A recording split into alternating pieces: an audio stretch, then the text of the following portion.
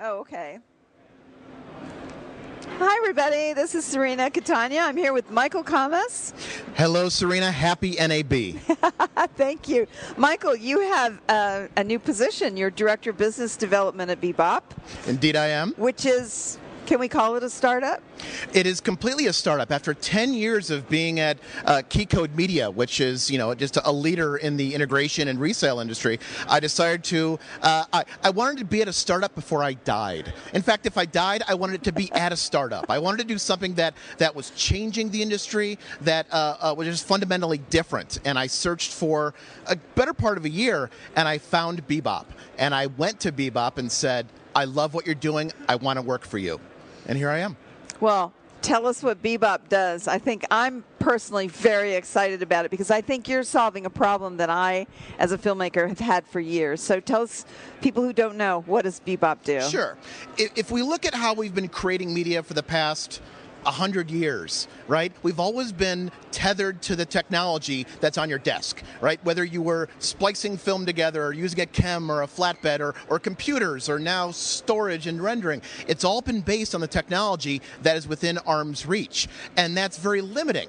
If your machine's rendering, you go get coffee. If your storage goes down, you can't work. So BeBop had this great idea about Google and Amazon and Microsoft have data centers all around the world. What if we use those machines to edit and render and store and then just broadcast that window, that edit window, to your local system?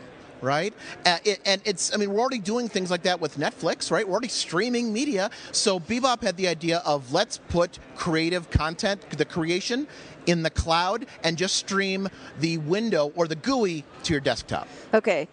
I love the idea, and it's scary as heck to me, okay? Because I've always said the pipeline is our biggest problem. How is BeBop solving that? That you bring up a great point, and we cannot change the laws of physics, right? The internet speed in the United States is not great. The speed of the internet is only twice the speed of light, right? So if you were to shine a laser from LA to New York and New York to LA, if you do that twice, that's the speed of our internet here in the U.S. So it's not that fast. However, when we start looking at machines and data centers, they are rendering faster. They have better GPUs, better CPUs, and when you need to deliver from the web, you're delivering from a data center, which already has hellacious throughput. So while we can't change the pipeline in terms of what your up and down speeds are, we can certainly save you time on other areas. Also, when we look at folks who maybe need drives, maybe you're FedExing a drive, right? So now we're waiting days. Yeah.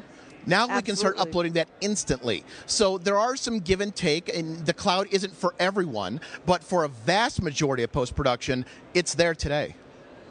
Yeah, so I wanted to ask you which solutions in the cloud you're compatible with. Great question. One of the things that I get asked quite a bit is the media streaming to my system and then I run Avid or Adobe locally and I'm just streaming that media? No. Your computer becomes a window to a machine elsewhere. I know it's bad form to mention other competitors, right? But there are some other technology out there called TeamViewer or Remote Desktop or both by Apple and Microsoft, and those are poor man solutions, right? They're not optimized for video, but it's the same concept. You're looking into another machine. Since we're giving you access to that machine in the cloud, it's a Windows OS. It's a Windows Server OS. So anything that runs on server, we can run. We've been running Adobe for a couple years, which has been fantastic. We love Adobe. Autodesk, Blackmagic, and then I think is what you're probably getting to is Avid just announced during ACA. Absolutely. Sorry to steal your thunder. No, please. I want to know everything about it. That BeBop is the exclusive provider in North, Central, and South America to run Avid Media Composer in the cloud. Awesome. So clients can come to us and say, I want to edit remotely using Media Composer, using your systems. How do I do that? And what BeBop does is say, we'll sell you the Avid license. We'll spin it up on Microsoft Azure. and you can start cutting. And now you are no longer tethered to the machines that are local, or having to invest in a expensive Media Central, formerly Interplay. You now no longer have to get these enterprise price solutions. You can do it on a OPEX model basis, so you can grow and contract as your workforce grows. That's pretty awesome. I'm blown away by this. I really am. What do you have to have physically on the production end? Equipment. Mm-hmm. Can you tell us what you need for that? Sure. Just an internet connection, right? Right. BeBop, the basis of BeBop is based on technology from RADiO. RADiO has had a product called PC over IP for years, and we use that protocol, which is Homeland Security grade military encryption. It's passed several MPAA audits, so the studios don't have to worry about it.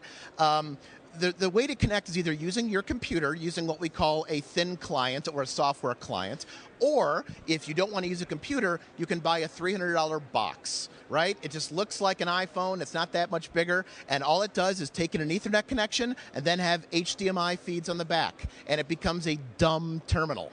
Right, so any other old fogies in the audience, who remember the whole 70s computing methodology with a dumb terminal and a supercomputer, it's kind of like that.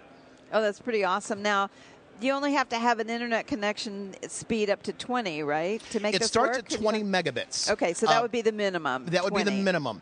The average speed in the United States is about 70 megabits a second. So on a home connection, you should have no problem getting one screen, even two screens, to view it in real time with almost zero latency, and then upload as well. So it's there. And when you're looking at highly industrialized cities like New York and Los Angeles, where there's a lot of talent, the normal average internet connection speeds are even higher.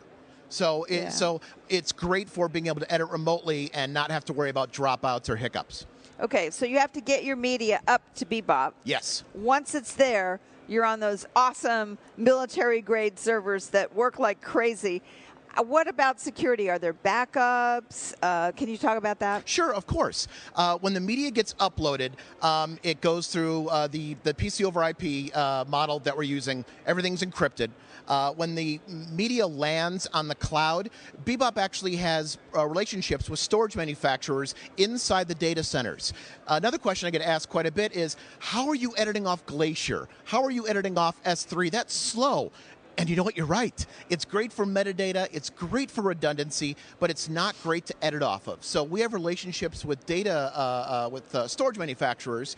So we offload that media to fast storage. And that fast storage is completely DMZ'd. It's completely cut off from the outside world, aside from the port that we can get into, so no one else can get to it.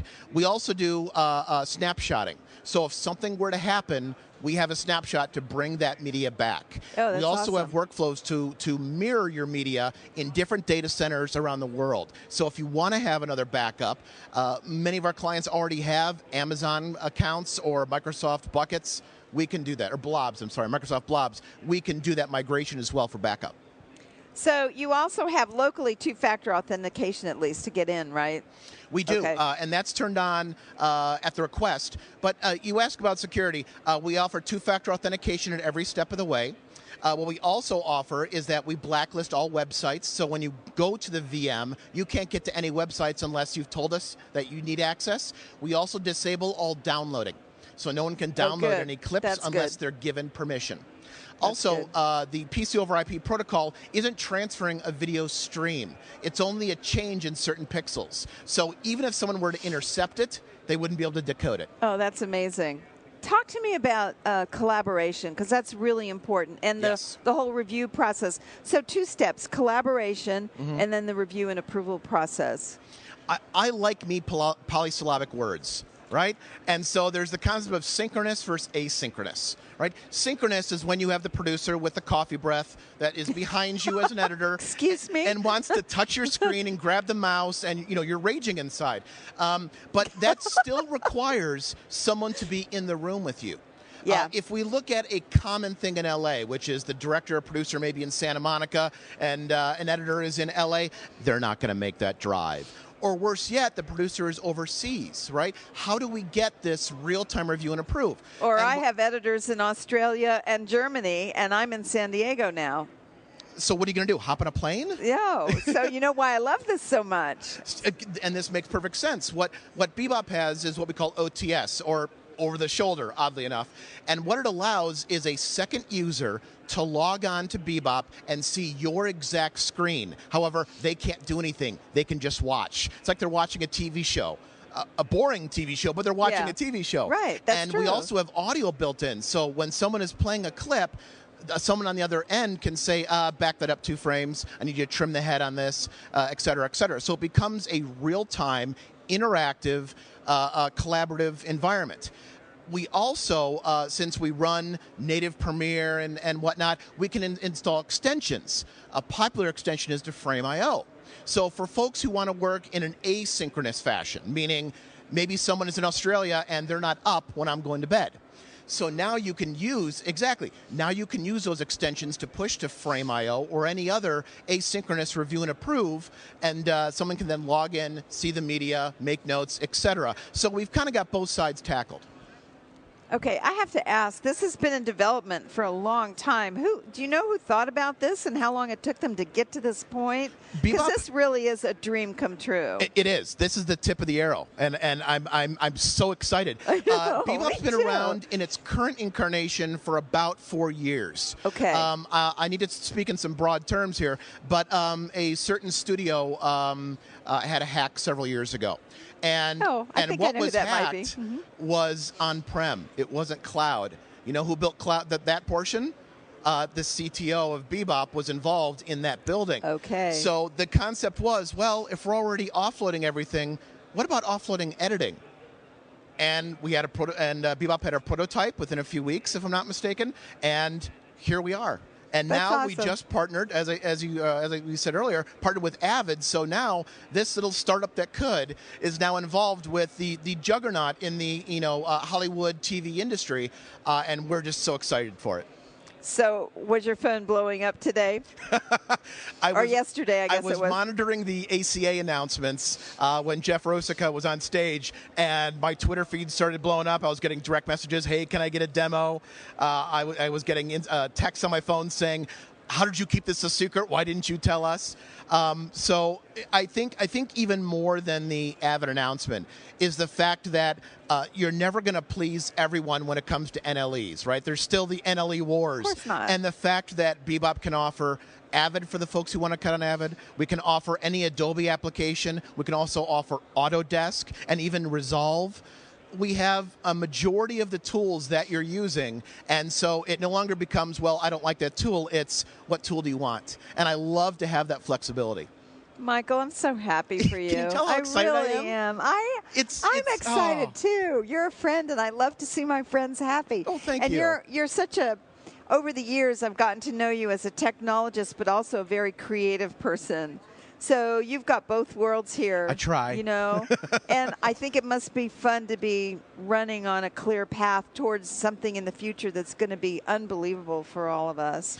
I agree with the majority of that. The one point that is tough is you say a clear path.